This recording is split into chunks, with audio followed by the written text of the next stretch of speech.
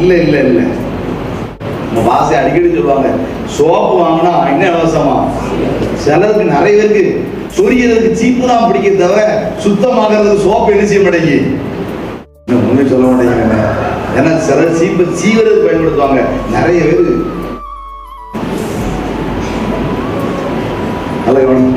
Soap பயன்படுத்தினா நீங்க என்ன செய்ய வேண்டியதில்லை, ஒழுங்கா சொரிய வேண்டியதில்லை. கத்திர சோப்பு நல்ல கவனிங்க. சோப்பு அப்படிதான். இட்லி வேணா சாம்பார் சட்னி என்னது அப்படிதான். முதலாவது தேவனுடைய ராஜ்யத்தையும் அதனுடைய நீதியை தேடுங்கள், மற்ற எல்லாம் உங்களுக்கு என்ன செய்யப்படும்? எல்லாம் இதுக்குள்ளதான் இருக்கான்.